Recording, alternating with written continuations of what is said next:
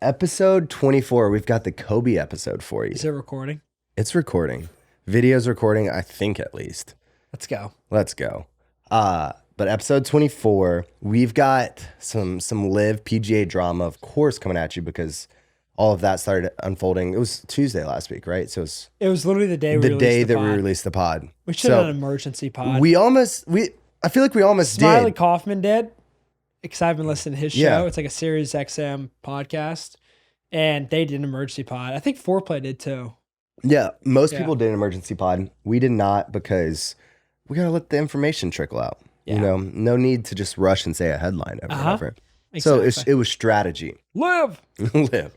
Public Investment Fund. But before we get into all of that, on this day in history, what happened?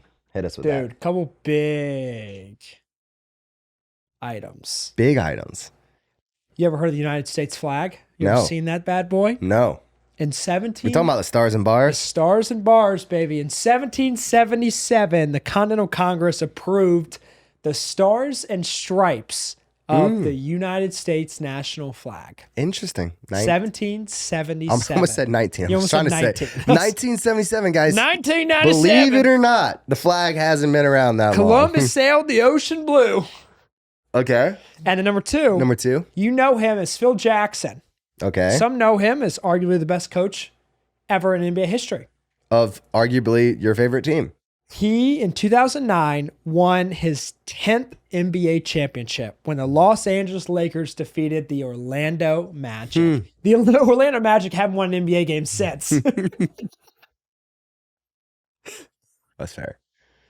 Speaking of, Denver's up 3-1. They got a game tonight on Monday. Oh, yeah. Any chance the Heat win today? I mean, they're playing a game, so there's a chance. I guess. It's about... No, I think that one's going to game 6. Okay. NHL, we have tonight with the episode comes out on Tuesday, game 5. pumped up, Vegas yeah. is up 3-1. So once again, the NBA and NHL are just mirroring each other these playoffs, which They is, have been mirroring each other kind of wild. kind of in a weird way. In a very weird way. But I will say, man, I really want to see like a game 7 somewhere. I know. Gosh, I don't think we're going to get it. If the last series went the way that it did, where there's almost a comeback from the Celtics, there's a chance. I think it was last game. Koepka was the one beating the drum. Dude, he's living his if you best saw life that, right now. But Brooks Koepka, it was the one like with the Florida Panthers when they played the home game the other night. He was like beating the drum. It was kind of sick. Dude, he's having a time. He's traveling everywhere. Dude, good for him. Honestly, my guy, Brooks Koepka. And then we talked about the cover last week. Josh Allen was in fact on it. Yeah, Did you see this though? They botched the cover. So if you zoom in on the deluxe edition, his face mask, one of the bars just goes halfway across and then stops. It was just a fun little detail. Really? Yeah. Why? You can see it right up there. So it's like coming around and then it's just cut off. I think. Wait, you mean like down? Like this? No, one of the crossbars coming across. So it's like the second one from the top going horizontally across his face. I see. It stops right before his mouth. So way to go, EA Sports. They were so Your head wasn't in a game. They were so focused on these little details that they forgot that detail. It was like today for me. I drove past the house or the recording studio. Okay. I do it all the time. I don't understand how that means you're so focused on the detail that you missed the detail. I'm so in my head. So not focused on the details. No, so focused on like the details of what I'm thinking about and not the details. Sounds like just lost in thought and not detailed. I'm lost in my detailed thought. That's what I'm saying. Okay. Dude, I had to... whatever helps you sleep I at had night. to look up the word scrutiny today because I said in one of my videos, they are analyzing it with scrutiny. And I was like, does that work? Analyzed with scrutiny. And I looked it up. I don't know if it works, but I mean, I think that kind of works. I've never analyzed with scrutiny. Yeah, because scrutiny is like analyzing. Normally they would say like analyzing. I feel like they normally say like they scrutinized. Is that right? Yeah, but dude, it popped in my head. I said it, and I didn't want to re-record it again. Hey, way to go! Way to go! Ooh, one other thing before we get going. Why is Josh Allen on the cover? Because that's who they chose. I mean, here's the thing. He's such been a trash QB. He's not. No, he's not. It's so everyone loves to like rag on him for being overrated. It's become the cool thing to do. He's not as good as Patrick Mahomes. I don't think he's that overrated though. Like he's clearly we've both said in the top 4 top 3 really quarterbacks. Yeah, well, that's because a lot of quarterbacks suck in the NFL now. No, I mean, Coming in with some well-educated takes here. No, I mean he's definitely top 5 QB for sure. I just don't think he's like Madden cover QB. But so besides Jalen Hurts, who else would it be though? Joe Burrow. That's who you want. That's who you want. I mean, whatever. Oh man, Joe Burrow. Anyway. In other news, Aaron Rodgers with a Jets uniform? That would actually be pretty sick. I'm so curious to see how that pans out. Yeah. I mean, he's at OTAs, which... He's like, this is the most fun I've had playing football in forever. Propaganda. But anyway, so this weekend, played some golf. It was fun. But with it, one of my buddies, Belt from Belt Tightener Fitness, a.k.a. Eric Shaver, was in town. And we got to give him a shout out because he's been sharing the pod, a good old evangelist of the pod. So shout out. Let's Belt go. from Belt Tightener Fitness. My guy. You play golf with him? Yeah. You broke 90. I did. It wasn't the first time, but it was the first time since the fall. This season. That's a big deal, which you played a lot. And then immediately bounced back. Where's he from? From here. It's living in Boston now, though. Oh, gotcha. But yeah. Cool. So Is he a big Boston fan? We have to get him on the pod to see. Gotta get him on. But everyone's a Bruins fan now. Every single one. Don't worry, Iceman throws some shade at you and his Iceman's Unsung Hero. So I'm ready for you to hear it. No, he didn't. I shouldn't have spoiled it, but stay tuned. You know what? I take back all the nice things I've said about this. I was like, Iceman, you should come visit, man. Like, you should not come visit. You were mean to me. Yeah. See what I say now. I'm done hearing myself talk about the weekend because PGA LIV. So there's a lot we don't know. Mm-hmm. Here's a little list. I was trying to compile things that I feel like we do know about this to unpack it. One, it seems like not a lot of people involved in the deal. Like it was almost kept a secret. We know a lot of players. It was impressive that there weren't any leaks. CNBC breaks the news. So I don't know who all was involved. I don't know if all of that's out yet, but it seemed limited. Let's be honest, too. We know the PGA just couldn't keep competing with LIV for paying players. So they also couldn't pay the lawsuits. Right. Well, that's another piece to it. So it literally money. They got outspent. I think that this was LIV's play all along. They're just trying to get into it. Clearly, moral, all of these things aside, you know that to have as much money as the Saudi public investment fund has, you have to make smarter business decisions than what LIV has been. So clearly, they were just dumping money in, knowing that they could outlast the PGA, and then something would happen. Do you disagree? I think that was probably their plan. I don't know. I don't know if I would say that like this is their exact plan, but I would say that their plan was probably to dump a ton of money into essentially like money wash, or what's it called, sports wash? Sports wash, which we definitely need to get into some of that. But I don't think this was their exact plan, but I imagine they thought like, hey, we can outspin them and create a different league. I think it was some way of getting a seat at the table, whether LIV completely succeeds, whether it's just a power play or merge. Yep. Which they've done. So what you were hinting at, lawsuits, both people were suing each other, but the PGA didn't have money for it. Interestingly enough, with this deal, all lawsuits were completely dropped. Yes. So that obviously was a big play. So huge play because even Jay, the commissioner of the PGA, said that they couldn't afford to stay in lawsuits for much longer. Like they already dipped into their reserve fund. But a couple things I want to mention here that I think is very important. The LIV and PGA did not merge. The Saudis PIF and the PGA merged. So technically what happened is LIV and PGA are still going to be two leagues. Okay. But now they're going to be run under the same for-profit organization. Because up until now, the PGA's been a nonprofit. Which it's the only remaining sports league that's been a nonprofit, right? I believe so. I believe so. Most of them were at some point. I don't think tennis is a nonprofit.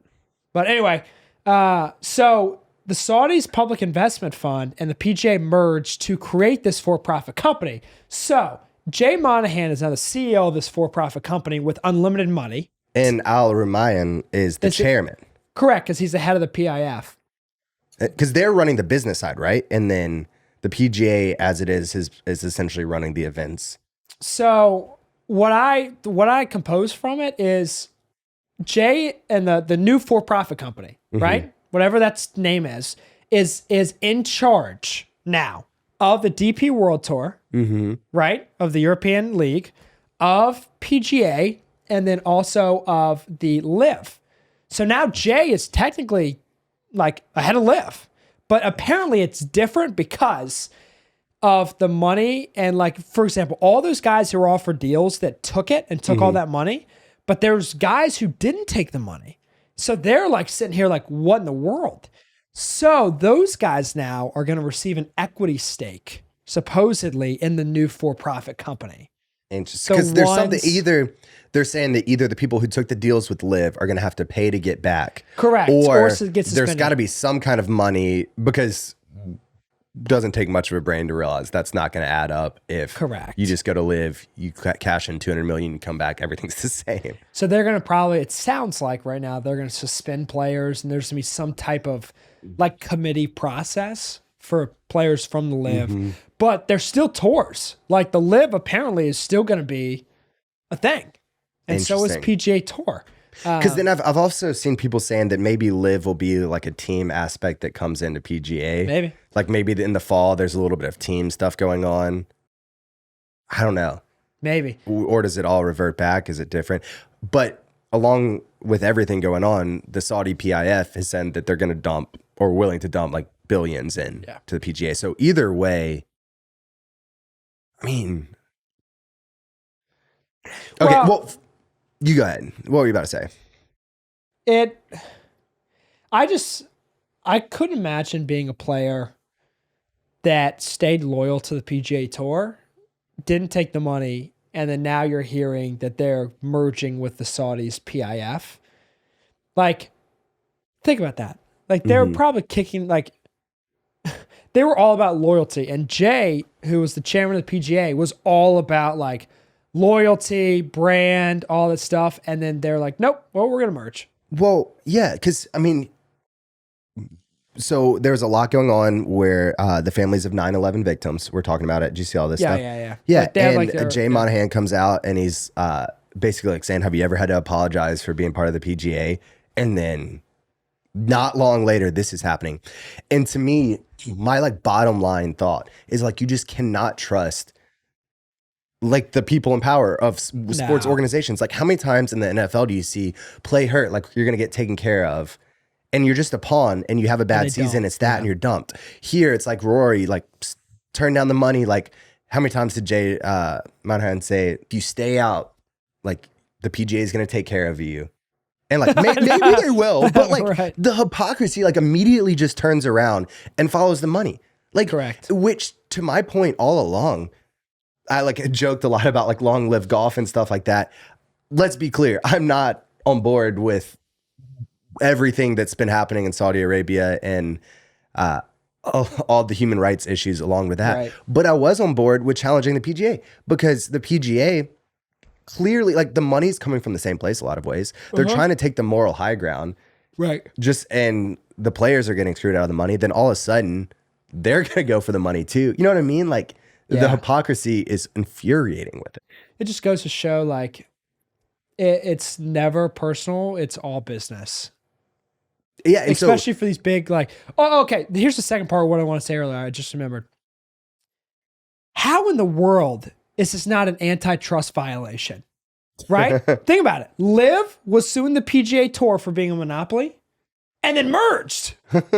That's like Apple. Seriously. Like in the golf world, that's like Apple merging with Verizon. I don't know. It's like, the top Apple and Samsung, more like Apple and Samsung merging together. But dropping the lawsuits, they're just dropping lawsuits. Like that's like in the United States, at least, you're not allowed to have like these quote unquote like mergers to have monopolies because of capitalism.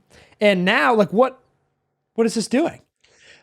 I mean, that is a good question. To be honest, I just don't know enough because I mean, the NFL did it with like the NFC and the AFC. And I guess that's their argument. Like there have been plenty of other leagues. I don't know though. I mean, I guess potentially it was, I don't know. It's all speculation. I was about to say, like, I don't know if it's any different since they said that if you go to the LIV, you can't come back to the PGA. very like maybe it needs to be an open door if you go between. I don't really know. I have no idea. Yeah, that's what. But LIV was suing the PGA for the antitrust violations and then merged and then dropped everything. So that's what I'm saying. Like what? It's comes down to money. And then did you see they asked Biden? No, I didn't see the actual video, but I read an article, so I don't know how. Once again, you take everything with a grain of salt. But I heard they asked Biden what he thought about it, and he practiced his golf swing. I did see that there's just no response from the White House about all of this. And I could be. This was like maybe a Yahoo article, so it could be 100% factual. Could be wrong, but I heard that. Anyways, but so I guess Phil Mickelson was right all along. Yeah. I mean, he was like, I forgot he tweeted something when it happened, like just so positive and happy. And I was like, this guy Phil just took millions upon millions. And then kind of seemingly came out on top. And he almost won the freaking, what was it, the Masters? Yeah, he finished second in the Masters. With the great last round. Dude. But so I've been talking about Succession. I know you haven't watched it, but it just legitimately feels like real life Succession. Really? Seemed like there were like helicopters flying in because what is it, Dunn, who was brokering the deal. And he's like anti-LIV, but then apparently he hunkered down at a clubhouse and there were like helicopters flying in. Oh, really? And then, I mean, just clearly the backstabbing, just chasing the money, like brokering a deal. This is just, I don't know. Greg Norman, though, that's another interesting player with this because been anti-PGA since pretty much the 90s, right? Like he's had gripes with the PGA for a long time.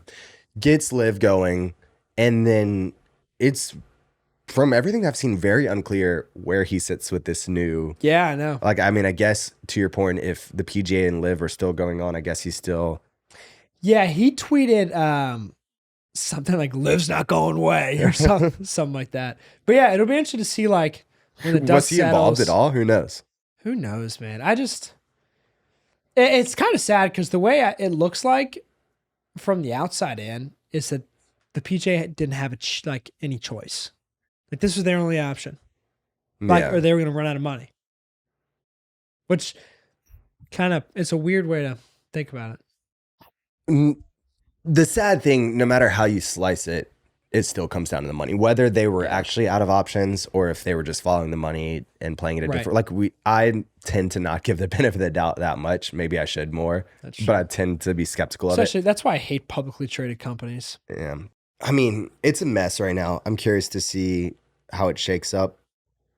But again, to me, the moral is players can't trust the organization's going to be looking after them. Absolutely not. Nope. I'm serious. It's the same thing with like publicly traded companies. I fully dude, it's the same thing. The money, when you're talking about that much money, it's not clean most places you look. Absolutely which was another one of my gripes originally with the PGA. It's like you're taking the moral high ground.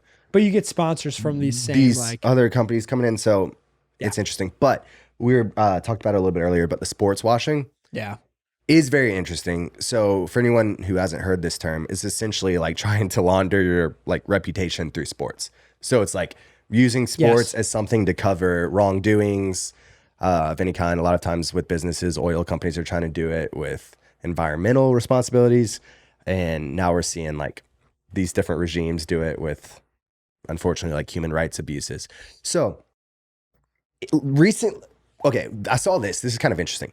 Apparently it's not really a new thing. Okay. If you go back to one of the original Olympic Games, this is a little bit different, but it's the same concept. Is I guess Athens was in a war and they were like pretty much done. And one of their I guess it was emperor, I don't know what the ruling structure was at the time, but came to the Olympic Games with like a huge show of power and like the chariots and stuff. Like we're talking like Formula One style here. Okay. And then like dominated it. And they're like, we can't even like afford that. But it was just like totally just a flex to like show power through it. So it like changed the perception of Athens with it. Anyway, no idea. I just saw that anecdote. That's cool. But recently we have Saudi Arabia, obviously with the LIV Golf, now PGA. China hosting the Winter Olympics. We have Qatar with the 2022 World Cup. Yeah, that's huge. Not to mention a number of different oil companies that have been wrapped up in stuff with soccer teams. They've just dumped. So kind of like, as we mentioned, the problem with this is it allows companies to just escape blame because you get so wrapped up into sports. And it puts a good image on their name. It does. And so, and even past that, it's like, how many times do you hear like the phrase, like, let's not politicize sports? Right. And it kind of just, again, allows people to dodge it. Yeah. Interesting enough, I didn't feel like it was working with LIV. It almost did the opposite. Like it drew a ton of attention to like the Saudi PIF. I think so too. But I don't think that's going to be the case with this new one. I agree. Yeah, now it's going to be 100% like, because the way they're spinning it is it's good for the game. Like the more money that can be dumped okay, into I'm so the glad game. you brought that up. I meant to bring that up. I've seen the PGA now talk about how it's unifying the game. Yes. It's good for the game. I'm like, can we just get, it's a load of bollocks. Yes. Like, yes, it's about the money. it is 100%. Which it was incredibly frustrating with when people started going to LIV or not. Some people were taking the moral high ground. Some people were saying it's about generational wealth. It's like, it was about the money. Like, yeah, just say it. Some people did own it. Some people didn't. yeah, And then from the PGA standpoint, they took the moral high ground, then turned around and like the second they needed the money, flipped on it. they did. So Yep. Well, it's, and I think now, I mean, the tough part is so originally the PGA was just criticizing LIV and Saudi Arabia and just pretty much condemning them left and right. But now they're like welcoming them with open arms and saying how good it is for the game of golf. wow, it's going to change it for everyone. And I will say, I mean, there definitely are certain aspects that are good for the game. Like extra money being dumped into golf is definitely good for the game. Like, yeah, it's good for like the viewer experience. It's good for the level of talent, right? Like the players and people growing up watching. And you know, we were growing up. You were like, if you made, I remember when I was like 10 years old and I was first watching the PGA, and someone made like $80,000 in a tournament just by finishing 30th or whatever it is. I was like, holy smokes, that's a lot of money. Now you make like $300,000 if you're top 30 in like a major. or even a lot of these non-majors, the pot Top went 20. for, or like winner went from getting like 1.2 to like 3 million and stuff already in the last couple of years. But now it might be But now it's 10. yes, exactly. Which You know? yeah, And 10th place might get 1.2, right? Yeah. And you're like, holy smokes.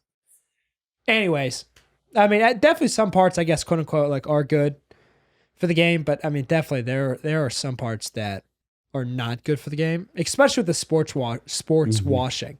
Because now it's like, especially people in the next few years, I feel like are going to consider this a good thing.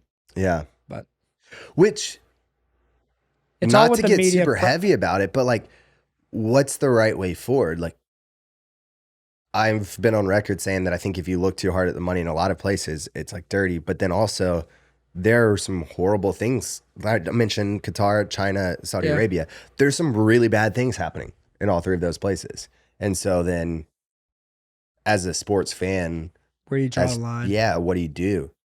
That's tough. Like, where do is you tough. draw that line? Because I mean, even if like think about NFL, MLB, a lot of these owners are corrupt, right? Like, That's like a lot of the places you look. I know. So, And a lot of ways that they've made money, you know. exactly. And some of them, it's definitely Yeah, not. there It's are definitely always not a generalization, exceptions, but- but there's definitely some of them who, you know, have built their empire off the wrong things. So, I don't know. Speaking That's of a little that, too heavy for this pod, I know. But speaking of that, I'm going to make kind of light of it. I think I'm going to start like some kind of like addiction business. So like people like have to keep buying it, like Coke did with cocaine. You know how like like in the 20s or whatever, Coke put like a little bit of like cocaine in their Coca-Cola. the coca leaf. Coca leaf is not a drug. But it's addictive. So I might start a company and just start putting like addictive substances in my product. With a non-addictive label. Start putting nicotine, like just straight nicotine in like my sports drink. Anyways, Dude, let me know how that goes. Because yeah. pretty soon you could buy the PGA. yeah, I gotta Keep it up. I gotta get some more Zen. So last thing I wanted to say about this moving forward though, sports washing, all of it, it's kind of more jumping back to the LIV Saudi PIF merge. But check this. I heard Yep. this on PMT and I was like, they're kind of onto something. They're like, if it was 8 billion, right, that the that the Washington Commanders sold for, right? So yeah, there's a few billion. 6, 7, 8. The prices of teams are going to go up and up. So the NFL has been able to keep people out. But so the question they brought up, which I thought was interesting, is say Jerry Jones sells the Cowboys in a few years. You're going to get into like a $10 million team, at least at that point, $10 billion team. Yeah, probably. Yeah. You're starting to get the point where less and less people can afford these teams. There just aren't a lot of people on the planet once it gets into the... Exactly. So Wow. to add more to everything else, Wow. is this... They're getting a foothold in golf, but are they going to take over a lot of other sports when suddenly they're in the handful of people that can afford teams? Where they start. Well, you saw they're trying to do that with soccer too. Mm-hmm. Speaking of, Messi, we'll talk about it. Yeah, we do need to talk about Messi at some point. Yeah. But anyway, just thought-provoking. Moving on, though. Dude, that's a good point. 10, or you might have a lot more of these like these people forming companies to buy like 8 different, kind of like Ryan Reynolds does, right? Or even with the group that bought Washington, it was like 4 or 5 people, but still, Yeah. it's just once the You price might tag gets start higher and having higher, like Yeah. 30 people buy. might have to. Every team's public, like Yeah. AFC Richmond. Ooh, I would buy them. Ooh, okay, I'm gonna be ranty here. I know I am. I'm sorry. Here we go. So regionals update. Super regionals. South Carolina lost. First off, props to Florida. They pitched well. They played well. But I was getting mad during the games. Officiating, umpiring was awful. Again, game 1, I think it actually did cost the game. Game 2, we just never came alive. Florida, I don't want to diminish the fact that they deserve props for this. But, so this is some interesting, because, my brain started going turning. Game 1, if you look at like the strike, like the analytics afterwards, there were 18 missed strike calls on South Carolina. So strikes that they called balls compared to 4 on Florida. Pretty sizable. So strikes that they called balls. So like the South Carolina pitchers. Okay. So I saw that, did my own research for game 2, and I did anything that was like fringe, I let it slide. So it's like no matter which way, even if it was inconsistent, if it was fringe, let it slide. So these were just the clear ones. There were 14 pitches that were called balls for South Carolina that were actually strikes compared to 6 for Florida. So again, inconsistent, but on top of it, there were 2 clear balls that were called strikes for Florida. Yep. So like, here you go. I've got this video, and for anyone on YouTube, for South Carolina, this was a full count. They called it a walk, and then a strike for Florida. So watch this.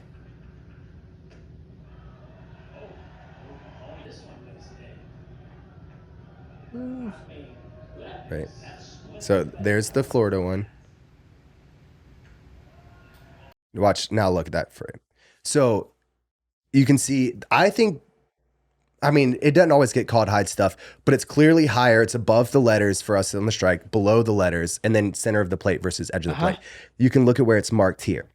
Anyway, I'm not going to get too much into the game. Other thing I will say, though, is in game 1, this was actually ridiculous. We had our shortstop got on first on an error.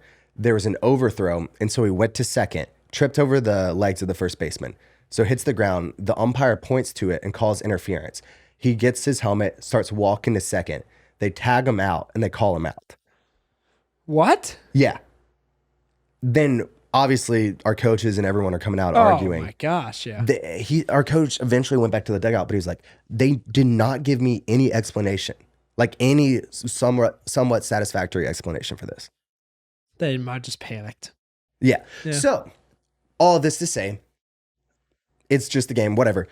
But I was looking into home field advantage. Come to find out, this is what's interesting. I'm calling it home field officiating. Because home field advantage is a real thing. But if you look deeper into it, people think a lot of times that the crowd's really loud, it's going to influence the players. Turns out that's not real. That's, for the most part, fiction. It doesn't really affect players. Another one is that travel is tough on players, causing underperformance. Pretty much that's a non-factor. Field conditions help home team. You're used to it. Once again, pretty much not a factor. Really? Now, the one thing that studies... Baseball it does. I mean, maybe... I guess probably not the MLB, though. Not really, because it's like, your field's slightly different. And so, but like for the most part, it's playing both ways. Yeah. The thing that's consistent, though, are referees are biased in favor of the home team. So in soccer, this is like based off some studies they've done. injury time is longer for the home team when it benefits them, and then shorter when it doesn't. Oh, cool. Consistently. Also for soccer, home teams receive a number, like considerably less red and yellow cards. So penalty wise, which is pretty consistent across the sports. Baseball, strike calls, home gets more favorable calls in crucial situations. This is interesting. So if over like their study, the more favorable calls for the away team were in less crucial situations. So like think lower in the count as opposed to like strike calls, like no runners on as opposed to runners on. And then they like compiled that, and over an MLB season, the difference in the strike calls and the crucial situations would total to 516 more strikeouts called on away teams and 195 more walks for home teams. Then football, home team gets less penalties than away teams. Now, this is another interesting thing. When instant replay was introduced, the win percentage for home teams decreased from 58.5 to 56%. How long has instant replay been introduced? This was a study. It was like a 10-year period of before and after. So like sizable sample size. Also with the instant replay, sorry, I just hit your foot. Turnovers went from 8% to 4% for the home teams. Huh. Then again, hockey, basketball, same thing with the penalties being in favor of home teams. Also with baseball, the strike zone got more consistent once they introduced the technology that does balls and strikes. It's still in favor of the home team, but it got more consistent. So all of this brings me to the fact that, and this is just one study, there's numbers out there, that there's consistent threads of home field advantage because of officiating. Yes. Which drives me nuts. I'm not here to watch the officiating crew decide the game. I want the teams to do it. Do you think that maybe it's like a little secret, especially in like bigger leagues and stuff? Maybe it's just a secret that you're like, hey, the fans came to see the home team. If you can, throw a couple calls their way. Well, I think it's more subconscious. Like if Florida is going crazy over a call that you called a strike that was a ball, subconsciously you're like, well, they're really loud. They might be right. Or maybe, you know what I mean? Bias creeps in. But at this point, why don't we just have automated strike zones? Like if they're this biased, just let it happen. Because clearly, those are tough. But think about it this way though: when instant replay and these like strike call reviews started going in, if bias went down, like even just having, because that's the other thing is that officials for the most part have no accountability for anything that they do. Right. So you're saying like someone should radio in from New York to the umpire, strike or ball? Like, is that what you mean? Like, Well, I mean, maybe it's just like an automated one that flashes on a screen. I don't know. This is just me coming up with ideas here. Or just any kind of accountability. Because it's the fact that if anyone talks out, they get fined. They can do whatever they want. That's true. Despite evidence showing that they're inconsistent. I always like when people get in umpires' faces. I do too. You know? But then they get ejected and they get fined. The umpire can completely botch a game. Oh, yeah. And nothing. There's no retribution for it. Very true. That'd be interesting to see an automatic strike zone in the MLB. So, yeah, I don't know. I don't know if that's the answer. I'm emotional at the moment. Yeah. But it is frustrating. Because another option is maybe once you get to like super regionals, it goes to a neutral site. I mean, Omaha's a neutral site. It is, but like even once it's head to head, like regionals, that's fine. It's like go ahead and incentivize the home team. And besides, there's 64 teams playing, so like 16 have an advantage. That's okay. But then once it's head to head in a series, take it neutral. And so like maybe if we're playing Florida, we play in Georgia somewhere. Right. Yeah, you can do that. So I did not. That's pretty interesting statistics, though. That's soccer. What happens when I get mad. I watched some of the freaking Manchester City. Who are they playing on Saturday? Mm-hmm. I hate watching soccer.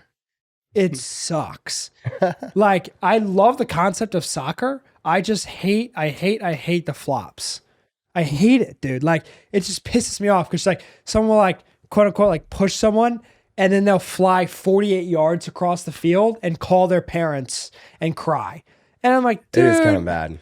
But I mean, at the same time, I get it. Like, if you're a player and if you react like that and the officials. Well, half sports, half acting, go for it. Yeah. And the officials call that, but they don't call if you're like tough about it. I Little guess. WWE. Yeah. Anyway, but it was like every like 5 minutes that happened. I was like, dude. And then you watch the instant replay and you're like, come on, man. I know. But what do I know?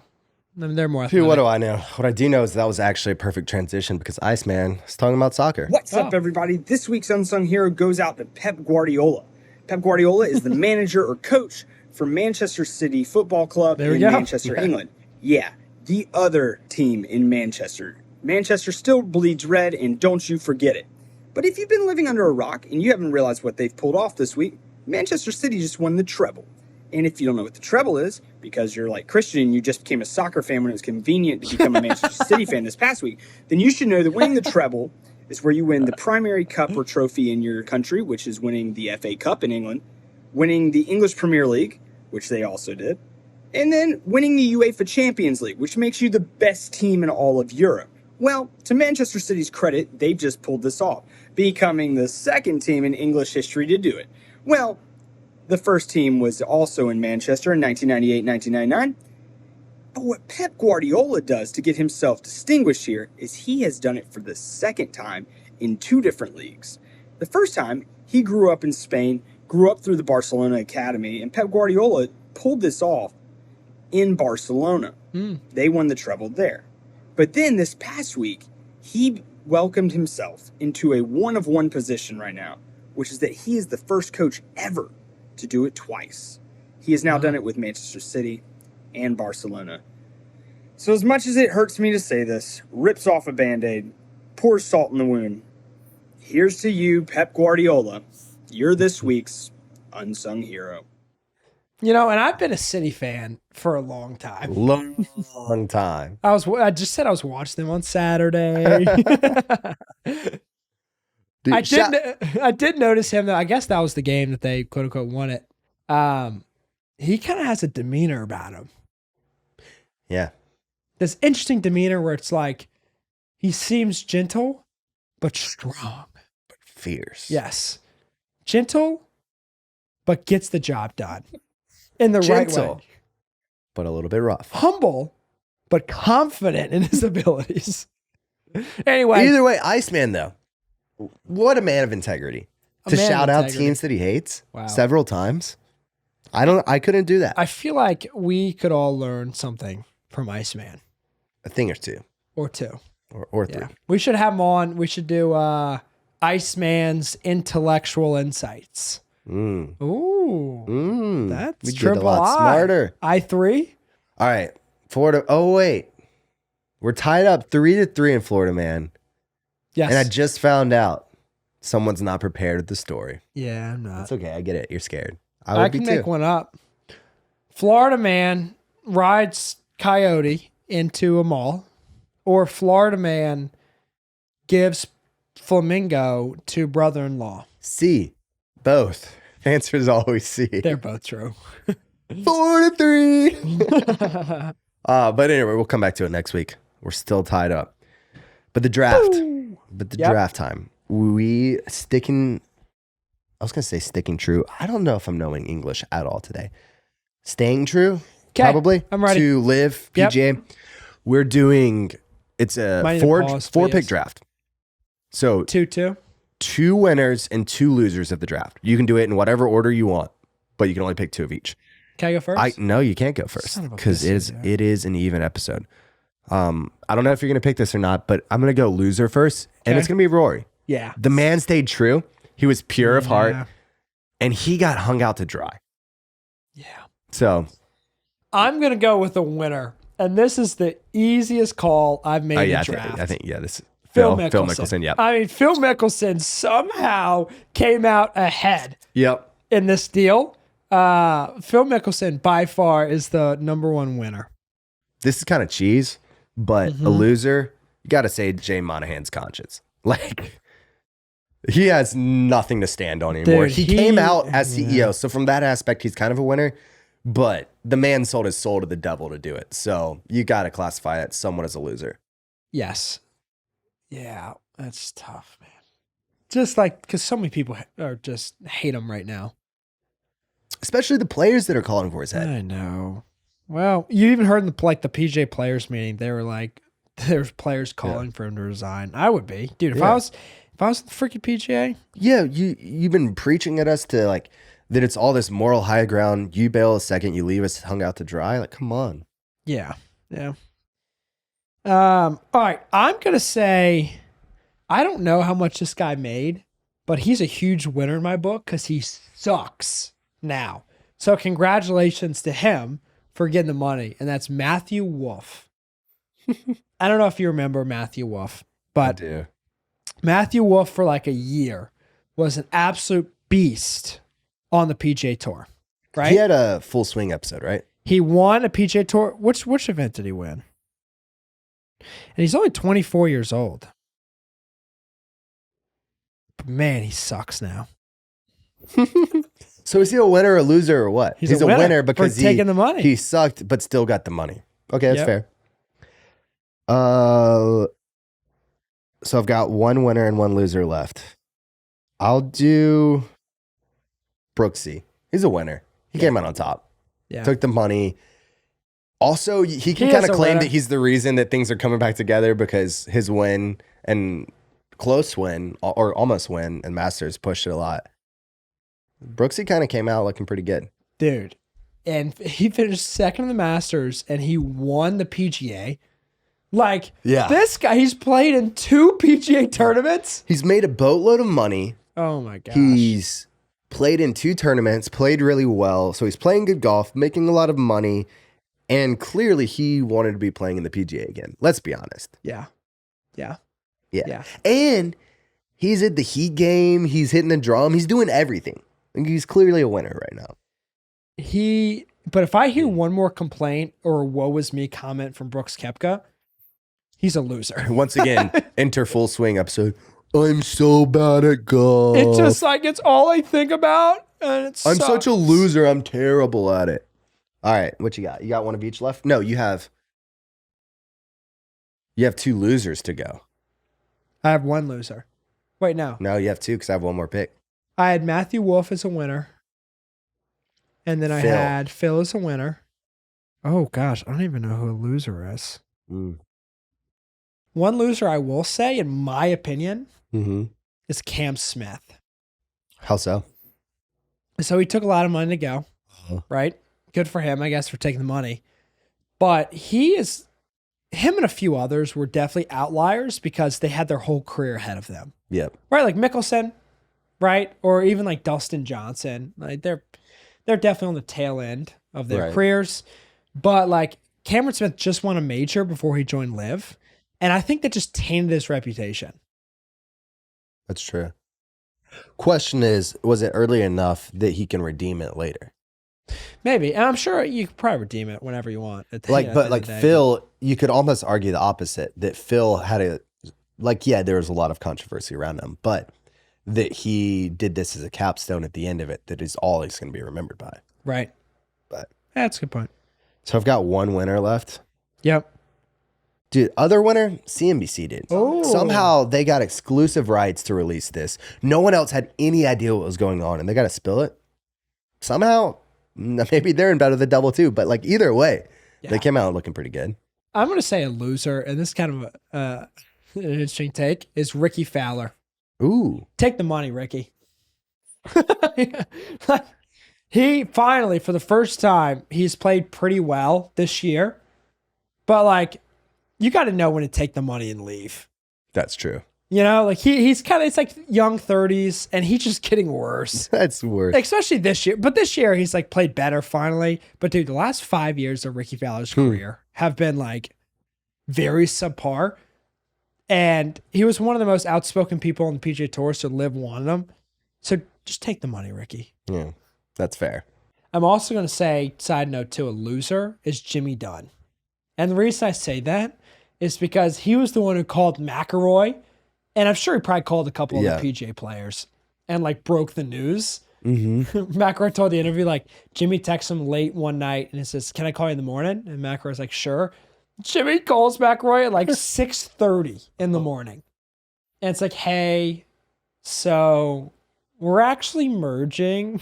Well, like, and to add to it, yeah, he did this merge and brought these things together, but it was also very anti-Saudi PIF for a while. Yeah. He said he would never work for them and clarified that this is working with, not for. So it's kind of like loser talk. Yeah. Other winner, I think it's Tiger Woods. He came out unscathed. You know, he wasn't really burnt by the players or burnt by LIV. That's true. He didn't go to LIV and let that tarnish his reputation. He lost out on some money, but he already has a ton of money. Like, he's kind of one of the few innocent bystanders. Mm-hmm. So, but yeah. And plus he's always a winner. He really is, man. There's a point in his career. He just was a winner. Now, though, he did make the cut at the Masters, which was fun to watch. Oh. All right. Well, this was a ranty episode, but sometimes we need Is that a word? Ranty. I'm going to scrutinize that later. You sounded smart there. Way to go. Bang! Peace.